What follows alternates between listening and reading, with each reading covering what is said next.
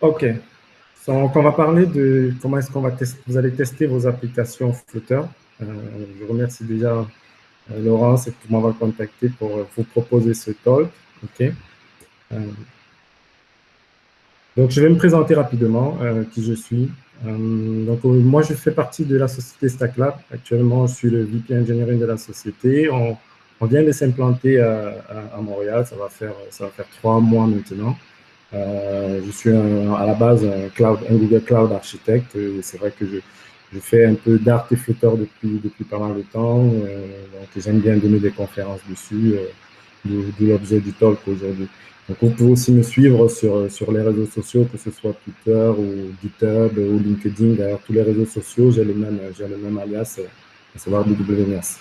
Donc, concernant StackLab, voilà, je profite de l'occasion aussi pour le préciser. Donc, on embauche s'il y a des passionnés qui aimeraient nous rejoindre pour travailler sur toutes les problématiques de DevOps ou de Cloud Native Solution.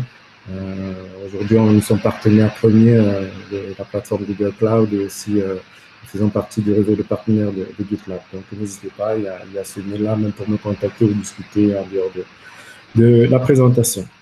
Voilà. Donc voilà, le sujet aujourd'hui, il porte sur Dart et Flutter. Juste pour préciser, voilà, vu qu'on est en virtuel, c'est pas trop dans l'audience, ceux qui ont déjà fait du Dart ou du Flutter. Aujourd'hui, on est rendu à la version 2.8 de Dart qui est sortie il y a pas moins de 2 semaines. Une version qui s'aligne à la version de Flutter. Le choix a été fait récemment par Google de chaque fois réaliser les deux les langages et les frameworks de manière simultanée. Donc voilà, cette version-là, elle apporte un peu plus de performance dans tout ce qui est gestion de paquets de langage.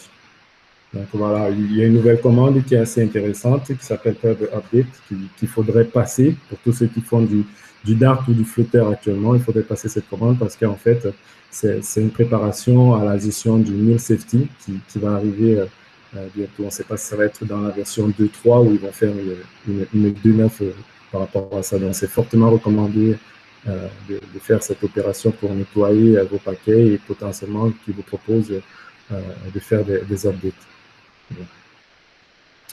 Voilà, on parle de Flutter, mais j'aime bien toujours préciser ce qu'on peut faire avec Dart, parce que c'est vrai que, voilà, comme j'ai mis dans l'abstract de la présentation, Flutter, il prend un peu du pas, il commence à être assez connu. Il y a une grosse communauté qui se forme autour du framework. Mais il faut savoir que derrière, en fait, toute la puissance de Flutter, elle est permise grâce au langage qui a aujourd'hui un peu plus de 10 ans, qui est Dart, et qui nous permet pas seulement de faire du Flutter, à savoir effectivement Flutter cross-platform. On focus beaucoup, on met beaucoup l'accent sur la partie mobile, mais il y a à savoir que derrière, c'est le potentiel du framework nous permettra de faire une application qu'on pourra déployer tant sur du desktop, Mac, Linux ou Windows, ou directement aussi sur du web. Mais voilà, avec Dart, moi, par exemple, moi, je m'amuse un peu aussi à regarder l'OS que Google est en train sur lequel il travaille, qui s'appelle Fuchsia, et aussi à faire tout ce qui est microservice, du serveur, des commandes clés avec Dart. Donc, on peut l'utiliser comme on utilise Go, comme on utilise le Python pour faire une application. Donc, voilà, mais c'est vrai qu'on met l'accent aujourd'hui sur Flutter, ce qui sera un peu l'objet de notre talk, à savoir comment est-ce qu'on va tester notre application. Donc voilà, l'approche de Flutter, elle est assez différente de celle de React Native dans le sens que tous les widgets qu'on a sur la plateforme, de manière générale, React Native, les widgets, on utilise les widgets baptisés OM, à savoir les widgets fournis par le host system, soit iOS, soit Android. Sur Flutter, l'approche elle est complètement différente. Donc, le framework lui vient avec toute sa batterie de widgets. Et pour faire tous les appels avec le host system, on passe par des plateformes channel.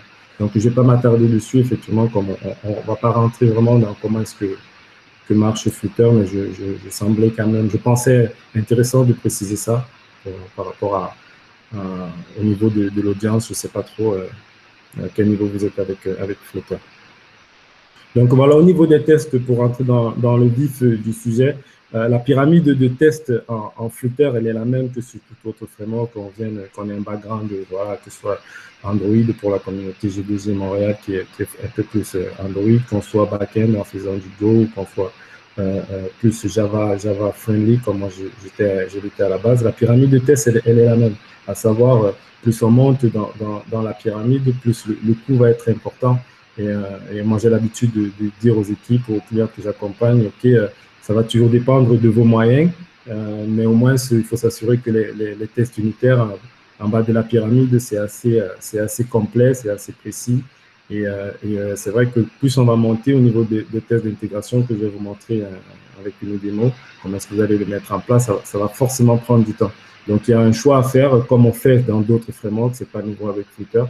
La différence, vous verrez que c'est plutôt par rapport à ce que le framework va nous apporter, contrairement à d'autres langages. Si je prends l'exemple d'Android où on s'appuie sur des frameworks à base de Selenium qu'il faut ramener dans notre application, notre applicatif, la construction de notre application. Au niveau de Flutter, toute la batterie pour faire le test, elle est inclue. Donc, pour faire les tests unitaires, lorsque vous allez démarrer, pour ceux qui n'ont pas encore démarré, pour faire le test unitaire, c'est un package qui est fourni qui s'appelle Flutter Test. J'attire l'attention sur le fait que peut-être des fois, vous allez voir sur certaines documentations ou sur certains tutoriels en ligne, ça va être un paquet baptisé test qui sera mentionné. Donc, on va se dire, oui, mais est-ce que c'est Flutter Test ou c'est test qu'il faut utiliser? Il faut savoir que, vu que le framework, en fait, il s'appuie sur du Dart, la librairie test que vous allez potentiellement voir en ligne dans le tutoriel ou sur la doc officielle, vous pouvez l'utiliser si votre test, si le test unitaire que vous voulez faire, il est purement du Dart, c'est-à-dire qu'il ne fait pas d'interaction avec l'UI, il ne fait pas d'interaction avec le mobile. C'est une librairie qui pourrait être utilisée en dehors du Flutter. Donc, notamment, peut-être toute la logique pour appeler une API interne qui est une logique purement Dart. Donc, voilà. Voilà, le test, par rapport aussi à d'autres frameworks, il y a pas, je pense que je ne vous apprends pas forcément quelque chose en disant ça. Ouais, c'est par convention, ce sera dans la librairie baptisée, dans le package, autant pour moi, ou le shoulder baptisé test. Il y a juste au niveau de l'écriture, si on n'est pas familier avec du Dart, ça peut piquer peut-être ou pas. Donc, ça va être une fonction anonyme qu'il faudra renseigner et juste là, spécifier le nom du test. Donc, jusqu'ici, a priori, pour l'écriture de vos tests, ce n'est pas quelque chose qui devrait être compliqué.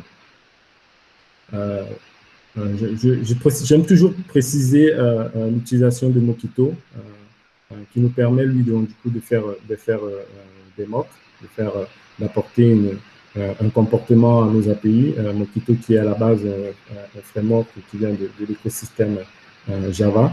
Donc, c'est un framework, c'est une librairie aujourd'hui qui est très recommandée par la team Dart. Donc, si vous regardez sur PubDev, qui est le site qui nous permet de lister toutes les dépendances, les librairies qu'on peut utiliser dans notre projet, que ce soit Pure Dart ou Flutter. Lorsque vous voyez des librairies comme ça, ce sont des librairies en général recommandées et proposées par la team Dart. Donc, celle-ci en fait partie. Elle va nous permettre, donc, comme je disais tantôt, de faire la mécanique de mock, qui nous permet en fait de casser une API réelle qu'on veut appeler ou d'apporter un comportement à une API qu'on appelle pour pouvoir maîtriser notre test unitaire. Donc, comme je disais tantôt, des fois, vous allez voir donc cette librairie ou cette librairie Flutter Test dans des packages. Attention à toujours les mettre dans la section Dev Dependency de votre fichier pubsec.yml, qui est le fichier de configuration de vos projets Flutter. Parce que si vous ne le mettez pas là, ça va toujours marcher. Mais attention à savoir que lors de la compilation en ARN code de votre projet, pour l'optimiser, Flutter, lui, va toujours regarder ce qui est uniquement dans la section Dependency et non Dev Dependency. Okay. Ensuite, si on remonte dans la pyramide de tests classiques des frameworks, du coup, en Flutter, on ne passe pas directement dans les tests d'intégration, on passe au niveau des tests de widget, en fait. Les tests de widget, c'est quoi? C'est des tests unitaires aussi, mais la particularité à ce niveau, c'est que là, on va tester les composants. On ne va pas tester les composants directement avec leur interaction avec l'application de manière complète, on va les tester de manière isolée. Donc ici, on a par exemple notre application avec le ROM, avec une page de settings, on va s'assurer, par exemple, de tester uniquement l'affichage de la page home. Et cela est possible via l'API fournie dans Flutter qui s'appelle Widget Tester. L'écriture, elle est assez semblable au test de base dans Dart, pour les tests unitaires. La seule différence ici, c'est qu'au lieu de s'appuyer sur la fonction test, il faudra bien préciser qu'on est en train de faire le test widget. Okay? Et la mécanique, elle se fait en 3 parties. Première partie, c'est de dire, ben là, moi, j'ai envie de tester un composant que j'ai baptisé MyApp. Il faudra le préciser en disant, OK, au testeur de charger ce composant avec le pump widget. Ensuite, ce sera à nous, avec nos assertions, de savoir comment est-ce qu'on veut le valider. Là, j'ai fait un scénario assez trivial en disant, ben, cherche-moi le texte, le composant texte, hein, pas forcément le texte au sens string, le composant texte qui aura une valeur 0. Et à moi, après, de savoir comment est-ce que je veux valider mon insertion. Là, je fais un scénario assez trivial en me disant, oui, le widget, il est présent dans l'IHM ou il n'est pas présent. Après, le widget tester, l'API widget tester, c'est celle-là, pour ceux qui utilisent du Selenium, qui ont pu faire notamment du end-to-end testing dans d'autres frameworks, Angular ou GWT, j'en parle. Toute l'interaction que vous pourrez faire avec vos widgets, en fait, ce sera toujours via cette API. Donc, tout ce qui va être tab, par exemple, appuyer sur un bouton, valider qu'un bouton il est présent, ce sera via cette API. Donc, vos tests de composants, parce que les widget testing, c'est le combo, en fait, d'une API baptisée widget tester plus l'API Finder. Donc, on remonte dans la pyramide au niveau de l'intégration testing. L'intégration testing, pour moi, c'est la partie la plus intéressante, finalement, au niveau de Flutter, quand j'ai commencé à faire du Flutter par rapport au background que j'avais sur d'autres frameworks où il fallait toujours amener des librairies, il fallait toujours construire limite même un framework par-dessus un framework qu'on avait ou faire des contournements. Au niveau de Flutter, c'est intégré en fait, c'est relativement intégré, à savoir notre intégration testing, c'est à ce niveau qu'on va pouvoir faire vraiment l'instrumentalisation de notre application.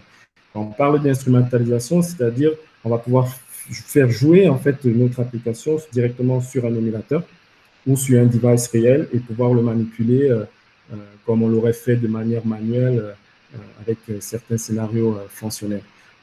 Et tout cela est possible via une API qui est très riche, qui évolue aussi très rapidement. Chaque version, il la change, il la font évoluer, qui s'appelle Serializable Finders.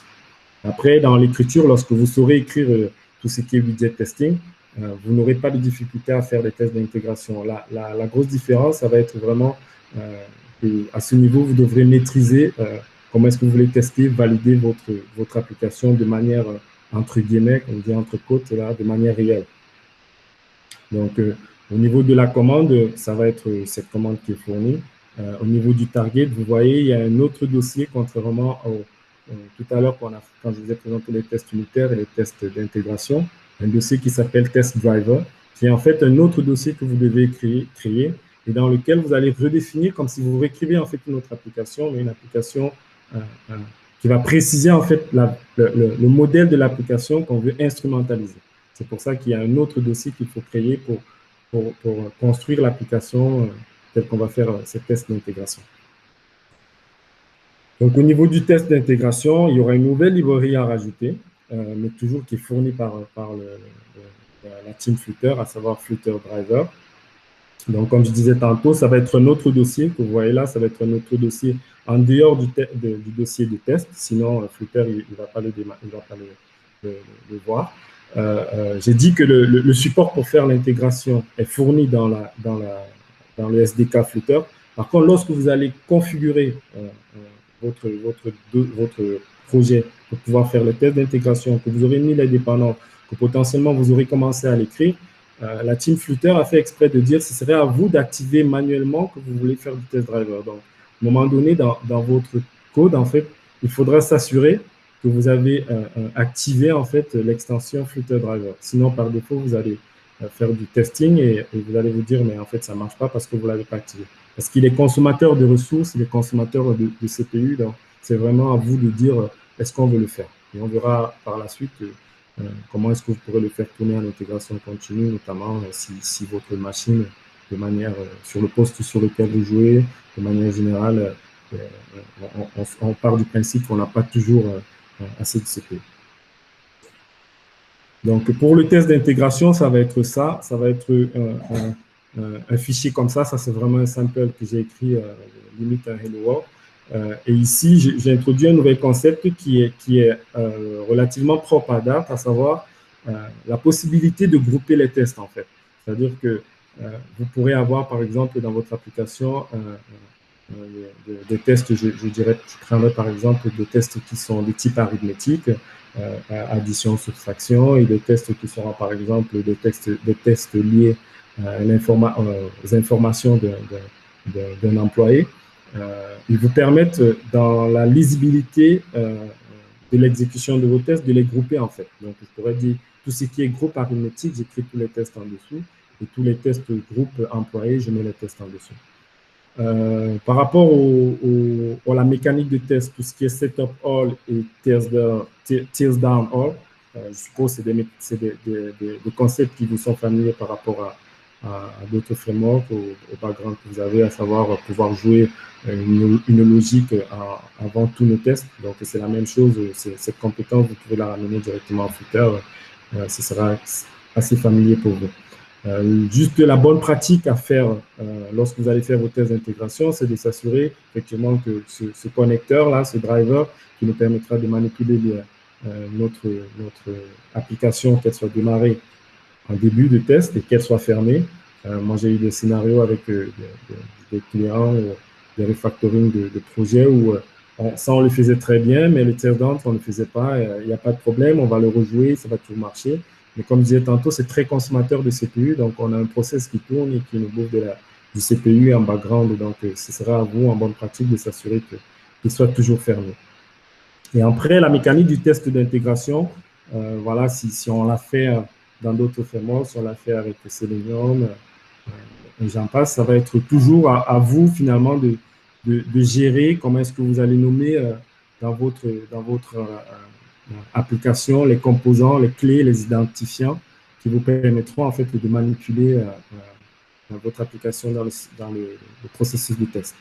Donc ici, je prends un exemple, j'ai une clé quelque part et je vais m'assurer de récupérer avec le Finder mon élément via cette clé et ensuite je pourrais interagir avec cet élément, soit récupérer son texte, récupérer sa couleur, m'assurer qu'il a un positionnement, un padding, un margin et tout ça, ce sera à vous de le faire à ce niveau. L'une des forces, si je peux dire ça comme ça, du framework, c'est la possibilité, en fait, de pouvoir aussi intégrer directement tout ce qui est testing de performance, testing de la mémoire, la timeline, faire le profiling de notre application directement avec le SDK Flutter sans apporter une autre mécanique externe. Donc là, je vais directement sauter à la démo pour vous montrer un peu de quoi il s'agit avant qu'on revient sur les slides. Donc, concernant je parlais là tantôt du test de performance. Les tests de performance, donc, ils seront faits avec le DevTool basique qui est fourni par Dart. Et il y aura une sous-couche que Flutter rajoute, en fait, pour pouvoir manipuler votre application, par exemple. Donc, si je suis sur cette application, j'ai déjà mon Dart DevTool qui est en train de tourner. Je peux, par exemple, à un moment donné, avec le Flutter Inspector, valider toute la hiérarchie de mon application. Donc, ça, c'est une application que j'ai faite rapidement pour l'écran noir. Hop, vous ne m'écoutez pas? Actuellement, on voit un écran noir. Enfin, personnellement, je vois un écran noir. Ah, non. Il y a un écran noir. Je reviens. Oh.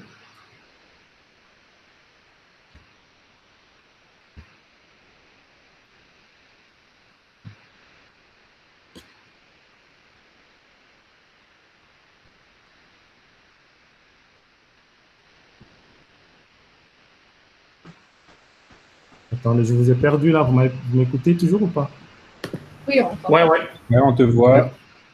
Mais vous me voyez, vous ne voyez plus mon écran? On te voit en caméra, mais on ne voit pas ton écran. Ok, j'essaie de vous retrouver là. Donnez-moi 2 secondes que j'essaie Pas de problème. de repartager.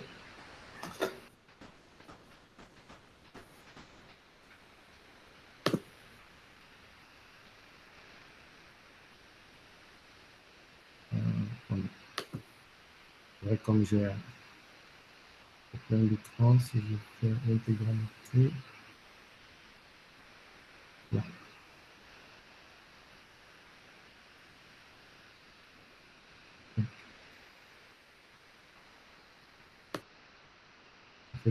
Là, qu'est-ce que vous voyez là? Parce que là, du coup, j'ai plein d'écrans qui vont afficher. C'est bon, là, on voit ton IDE. Vous voyez mon IDE? Ouais, c'est ça. En fait, c'est Meet. Il y a plein d'autres écrans. Je croyais qu'il allait vous montrer. Et vous voyez pas l'émulateur que j'ai ouvert? Non. Non. Ah, ça, c'est Meet, ça. En fait, Tu peux partager la fenêtre en entier, non? Moi, c'est ce que je vais essayer de faire parce que du coup, j'ai peur qu'il vous montre tous mes écrans. Je vais essayer de faire ça. L'intégralité de l'écran. OK, on fait ça. Ouais. Bingo. Là, ça doit être mieux. C'est parfait. Voilà, on peut aller. Magnifique. Oui. OK, nice. Du coup, je vais revenir là. OK, donc là, je parlais du profiler. Je vais expliquer avec tant qu'on a perdu.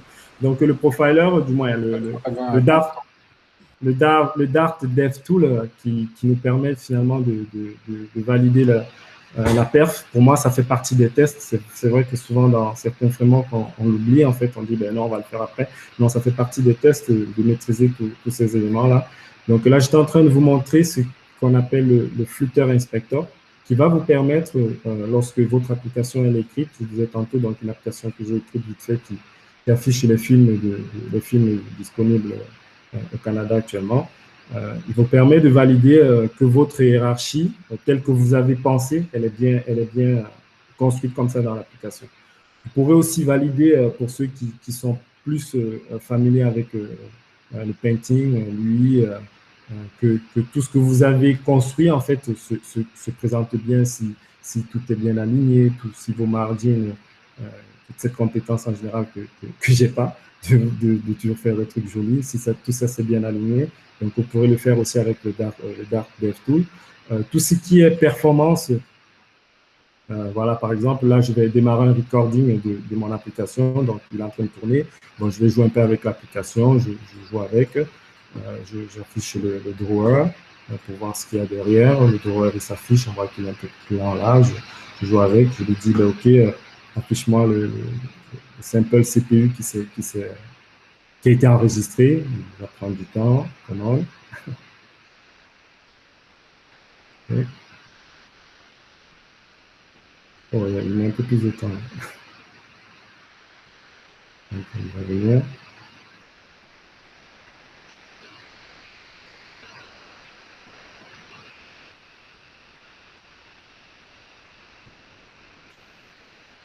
Voilà, bon. Donc là, pour ceux qui sont familiers comment dire, à l'analyse de tous ces éléments-là, par exemple, je peux aller dans le call tree et voir combien de temps chaque élément, l'affichage, en principe, ça doit charger là, il prend un peu plus de temps.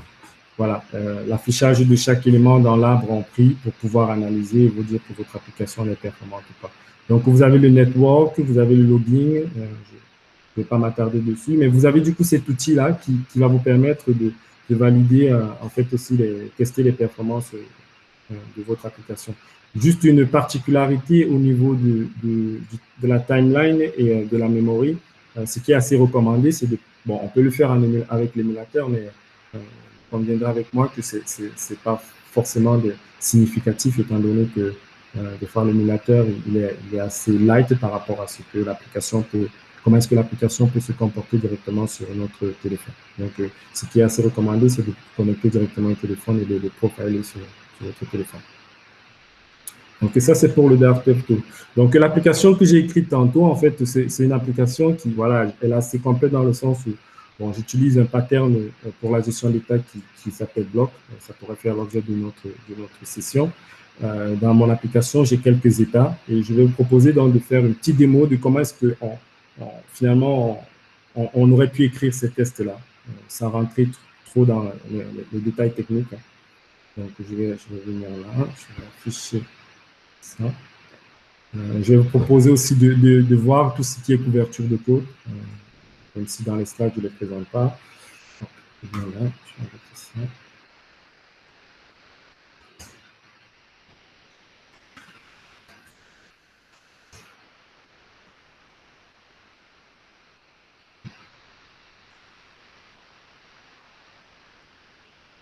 Donc, ce qu'on va voir là, c'est quoi? C'est que dans mon test, je parlais tantôt de Mockito. Voilà, donc la bonne pratique, ce sera effectivement dans votre test unitaire d'utiliser Mockito pour pouvoir chaque fois casser, par exemple, les interactions avec des API que vous ne maîtrisez pas ou apporter un comportement, une API tel que vous voulez la maîtriser dans votre test pour que votre test soit vraiment unitaire. Donc là, dans mon exemple, qu'est-ce que je fais? Je fais juste un Mockito dans lequel je lui donne un exemple de design de réponse que moi je maîtrise en lui forçant une réponse 200. Pourquoi je vous montre cet exemple? Parce que effectivement, le mock client qui est fourni ici, ça vient, comme je disais tantôt, de Flutter, de l'API Flutter Test en fait. Okay? Donc c'est lui qui va vous permettre de casser potentiellement une API qui est externe. Moi, en l'occurrence, j'appelle l'API qui me renvoie des films et je le maîtrise dans mon test. Et ici, si je joue du coup un test avec une couverture de code, c'est que j'ai créé un fichier qui a toute cette mécanique-là. Je ne rentre pas dans le détail pour ne pas vous embrouiller côté code. Si je fais ça, voilà, je vais casser mon live serveur. Ça.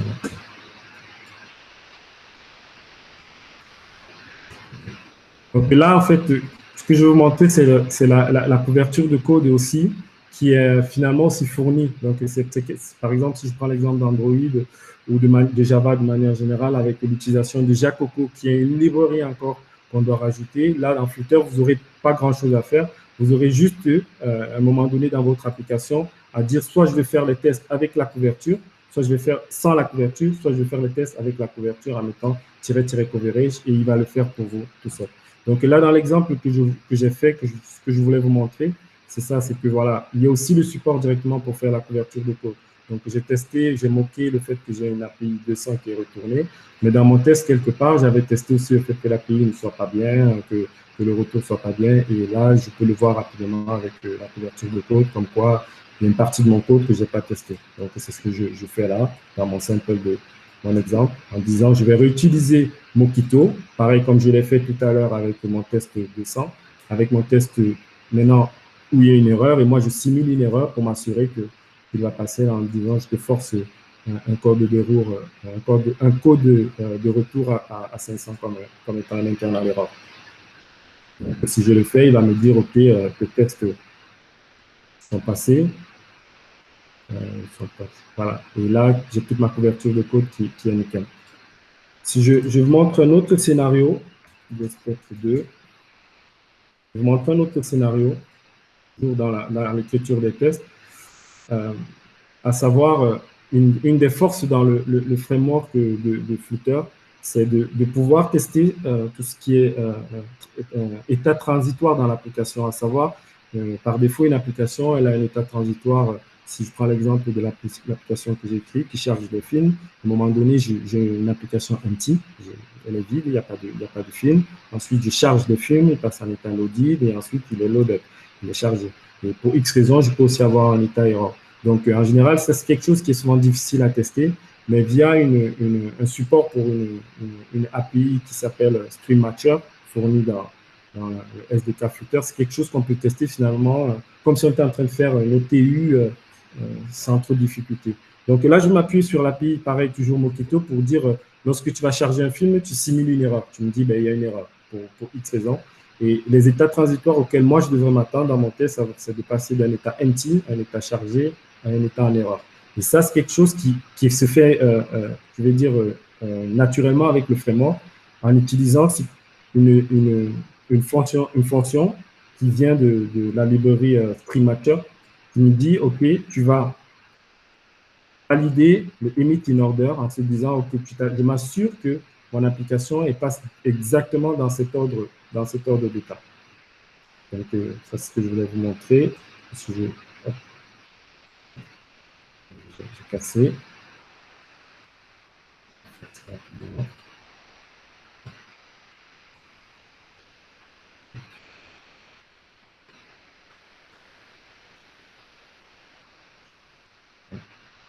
On va voir comment est-ce qu'il va se comporter.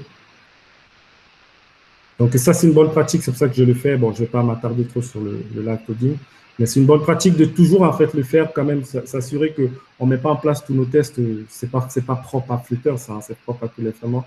On ne met pas en place tous les tests pour revenir ensuite valider notre couverture de code. Donc là, je m'assure que mes services, ma gestion de détail qui est faite avec Block, mes modèles, j'ai une couverture de code à 100%. Je vais aller un petit peu plus loin, du coup, je vais aller step, je suis un step au step 4. J'ai perdu mes vidéos.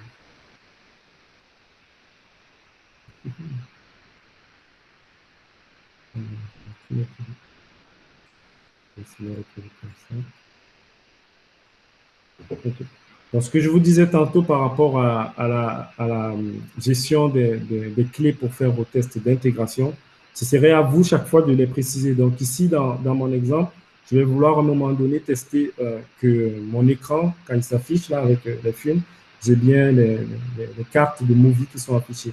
Mais pour le faire, ce serait à moi de donner une clé chaque fois. Donc moi, ce qu'on a vu, j'ai vu en général dans des applicatifs chez des clients, que ce soit du Flutter ou pas du Flutter, que ce soit du Android aussi, et même d'autres frameworks IHM, c'est qu'on finissait l'application et lorsqu'on voulait mettre en place, on se retapait toute l'application pour savoir sur quel widget on allait mettre les clés. Donc, c'est une bonne pratique aussi directement en Flutter, c'est ce qu'il recommande si vous lisez la doc, de dire lorsqu'on vous allez écrire votre IHM, ne vous posez pas la question de dire est-ce qu'on va le tester ou pas. On lui fournit une clé qui peut être fonctionnelle ou technique pour pouvoir la tester après. Donc, c'est ce que je fais ici. Je mets une clé pour mon film, en gros, l'ID du film qui m'est retourné par l'API que j'appelle. Et dans Flutter, voilà comment est-ce que vous aurez du coup pu tester votre widget en disant, à un moment donné, je vais chercher dans mon application un widget qui est de type Movica. Pour le scénario, j'ai fait un mock où il n'y a qu'un seul film, je m'assure qu'il n'y en a qu'un seul, et je valide le texte, que le texte est présent, que l'overview est présent, la date de release du film, elle est présente. OK. Ensuite, je vais vous montrer le step. Le step 5 ici, mon objectif, c'est de vous montrer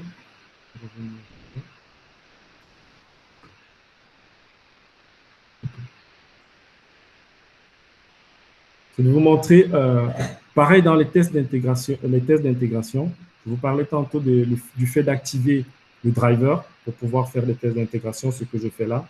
Mais vous vous rendez compte que pareil dans les tests d'intégration, je refais un mock en fait pour lui donner une API en fait, avec le mock client en lui donnant pas une API autant pour moi, mais un comportement à mon API, à savoir des films maîtrisés. Donc ça, pareil, c'est une bonne pratique de faire parce que le test d'intégration qui va directement jouer avec une API qu'on ne maîtrise pas, si demain mon API de film tombe, si je m'attendais à avoir par exemple une pagination de 10 films et à un moment donné il change, il ne faut pas que j'incrimine forcément mon application, mais il faut que j'ai une autre mécanique qui me permette de détecter que l'API est tombée, mais mon test d'intégration, de manière générale, mon composant s'affiche bien, mon application s'affiche bien, le perf s'affiche bien. Donc, pareil, je moque ce comportement. Et vous allez le voir, en fait, du coup, je vais expliquer ça. Donc, à ce niveau, c'est ce que je fais. Donc, à un moment donné, vous allez voir quand je vais lancer mon test d'intégration, ici, j'ai des films qui s'appellent Fight Club, Overview 1, Fight Club 2. Ça, ce sont des films que moi, j'ai rajoutés et qui vont permettre à Flutter de faire des intégrations sur un dataset, un modèle de données que je lui ai donné et que je maîtrise. Donc, pour faire ça, comme je montrais dans le slide, ça va être Flutter Driver en lui donnant une target. Et cette target, elle est écrite dans le dossier Flutter Driver, comme je vous ai montré. Donc, je vais la jouer. Et pour la jouer, l'une des particularités, c'est ça, c'est que il faut qu'il y ait soit un émulateur qui tourne, soit il y a directement un téléphone qui soit connecté. Donc, par défaut, lui, il a détecté que j'ai un émulateur avec iPhone 11 qui tourne. Il va jouer directement mon test dessus. Donc, on va le voir. L'application va s'afficher. si tout se passe bien, s'il ne fait pas un effet de mots. Vous verrez que je ne vais plus avoir mon application avec l'API Movie qui me renvoie tous les films qui sont actuellement à l'affiche au Canada, mais il va m'afficher mon application directement avec un modèle de données que j'ai fourni, que j'ai obligé en fait l'application d'utiliser. Voilà. Donc, il affiche toujours mon application comme je veux, mais maintenant, il me permet d'avoir mon modèle et c'est ce modèle que je peux tester et valider que l'affichage s'affiche bien, que l'appel à l'API, potentiellement, si j'appelais directement l'API, devait se faire bien, que si je voulais afficher la date aussi, elle s'affiche bien. Et en faisant ça, il a joué toute cette mécanique très rapidement. C'est ce qu'on voit là dans la partie en rouge, toutes les interactions avec le driver. OK, et les tests sont passés. Donc, voilà un peu grossier, de manière macro, si on peut dire, comment est-ce que vous ferez vous mettrez en place et ferez vos tests sur une application que vous aurez écrite. Depuis le unit testing jusqu'à l'intégration testing en suivant une bonne pyramide de tests. Après tout ça, OK, on le fait de manière manuelle, mais aujourd'hui, moi, avec mon background de cloud architecte et DevOps, OK, je pousse qu'on le fasse, mais vous êtes d'accord que maintenant, il faudrait qu'on sache aussi le faire en intégration continue, mais surtout, l'une des difficultés qu'on a aujourd'hui et aussi souvent la difficulté à laquelle fait face les clients qu'on accompagne, c'est souvent de se dire, mais quel outil finalement on va utiliser? Un nouveau framework, Flutter, est-ce qu'on peut utiliser nos outils historiques?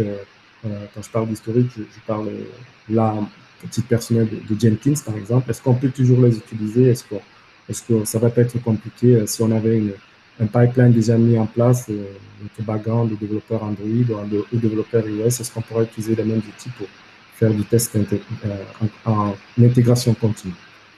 Donc, pour ceux qui sont familiers avec Docker et qui savent utiliser Docker, c'est quelque chose qui est faisable, c'est quelque chose que la communauté fournit.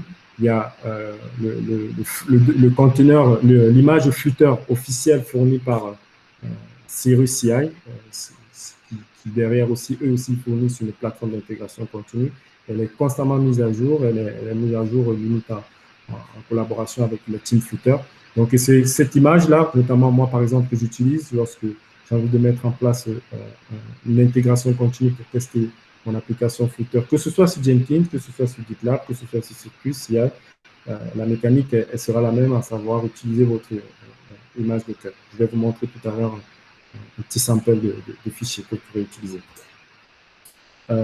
Aussi, l'utilisation de GitHub avec les GitHub Actions. Donc, il y a un support qui est fait aujourd'hui côté GitHub pour pouvoir utiliser les GitHub Actions. Pour ceux qui connaissent peut-être pas aujourd'hui le GitHub Actions, qui vient en fait compléter GitHub ou tout ce qui est intégration continue, à savoir il y a un an et demi encore aujourd'hui, pour pouvoir faire une bonne intégration en utilisant GitHub. Ce qui était souvent recommandé, c'était l'utilisation de Travis.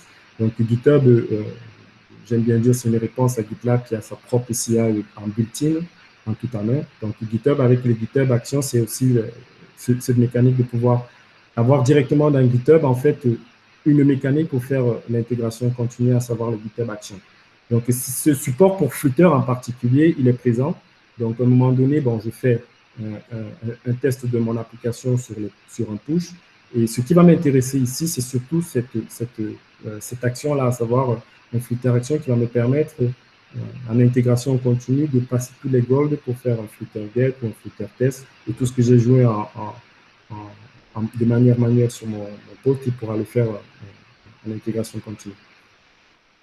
Bon, il y a aussi le support avec Google Cloud ou AWS. Là, je ne vais pas rentrer dans le détail, ce sera à vous de choisir. Ce que j'aime bien recommander pour la mise en place de tests comme ça de manière en intégration continue, il ne faut pas négliger la learning curve, c'est-à-dire votre capacité d'apprentissage de nouveaux outils. Il ne faut pas négliger aussi le pricing, parce qu'on utilise un outil qui sera gratuit et payant. Il ne faut pas négliger aussi le fait de pouvoir se dire est-ce qu'on a du support pour une infrastructure moderne, à savoir l'utilisation de Docker ou pas, est-ce que les collègues seront familiers ou pas. Donc, c'est toutes ces mécaniques qu'il faudra intégrer pour choisir, mais savoir qu'il y a aussi un très bon support pour l'outil built-in de Google, à savoir Cloud Build, pour faire du build avec du Flutter. C'est bon jusque-là, tout le monde, vous me suivez? Okay. Donc, Un autre outil, et ça c'est un outil que je recommande aujourd'hui à des clients qui veulent faire tout ce qui est intégration continue, mais surtout assurer un bon testing de leur application Flutter, c'est l'outil qui s'appelle CodeMagic, en fait, qui lui, à l'inverse de tout ce que j'ai montré, à savoir l'utilisation du Docker, que ce soit avec GitLab ou Jenkins, l'utilisation du GitHub ou du cloud, une solution avec du cloud, c'est CodeMagic qui, lui, en fait, il a la particularité d'être une solution SaaS, mais il nous fournit un support complet, à savoir aussi le build directement de notre application avec Android ou avec, oui, le build de l'Android ou le build de la version iOS qui nécessite un Mac. Et lui, directement, il va nous permettre, avec le support de AWS Farm, qui est du coup la solution Amazon pour pouvoir faire des tests sur des devices réels, des téléphones réels, de pouvoir directement se connecter et jouer notre batterie de tests sur des téléphones réels. Donc, tout ce que j'ai montré là, vous pourrez après le récupérer. J'ai un projet qui s'appelle sur mon GitHub, qui s'appelle Flutter Testing Tutorial, dans lequel j'ai mis en place, pour le besoin de la presse, j'ai mis en place sur tous les tests, que ce soit sur GitLab CI, sur GitHub Action, sur Google Cloud, sur CodeMagic. Et même le coverage, comme je vous l'ai montré, et en utilisant un outil online qui s'appelle Codecore. Ce que je veux vous montrer là, maintenant, c'est le fait de dire, donc ça c'est ce repo, après pour le cloner, j'enverrai le lien, c'est de dire, si par exemple, on voulait mettre en place CodeMagic, donc celui que j'aime bien préconiser, sachant que GitLab CI, GitHub Action ou Cloud Build, c'est pas forcément lié à Flutter, ça peut être Android, ça peut être autre chose, ça peut être même un projet qui n'a rien à voir avec du mobile, du web, du backend, peu importe. Mais CodeMagic, ça va être essentiellement pour un projet en fait qui est mobile. CodeMagic qui fournit un support à 80% pour du Flutter. Aujourd'hui, ils sont en train d'intégrer le dev pour le CI pour Android, iOS et aussi beaucoup pour du React Native. Donc là, on voit sur mon CodeMagic, le Flutter Testing Tutorial que j'ai fait. À aucun moment, je lui ai dit forcément que j'ai envie de tester mon application avec Android ou iOS. Lui, tout seul, il sait le détecter et il sait faire le build pour moi. L'une des forces de l'outil en ligne, de cet outil en ligne qu'on peut configurer, hein, c'est de dire à un moment donné, donc dans la partie test, est-ce que j'ai envie d'activer par exemple d'autres mécaniques, à savoir tout ce qui est l'analyse du code, est-ce que j'ai envie d'activer les tests, ok, est-ce que j'ai envie d'activer les Flutter driver tests. Est-ce que j'ai envie de jouer mes tests uniquement sur de l'iOS? Est-ce que j'ai envie de jouer uniquement sur l'Android? Ou j'ai envie d'utiliser la solution d'AWS où je devrais fournir les clés pour qu'ils interagissent avec des devices réels? Et on pourra aller plus loin, peut-être ça ferait l'objet d'une autre conf aussi, de directement publier aussi l'application après un build. Si on décide de builder l'application Android, iOS ou le support qui viendra bientôt pour du web, pour du desktop, que ce soit Mac ou Linux, et directement après publier cette application directement sur les stores. Donc toute la configuration elle est ici, on joue les tests, on build de l'application et on la publie directement sur les stores à partir de la configuration de CodeMagic. Donc c'est l'outil que je vais préconiser, aujourd'hui après pas mal d'utilisation de Flutter, c'est l'outil que je préconise parce qu'on pourrait carrément intégrer notre framework de test, notre pipeline de test et aller jusqu'à en production avec lui. Et voilà, ce serait un peu tout aujourd'hui pour toute la partie comment est-ce que vous pourrez tester votre application en Flutter.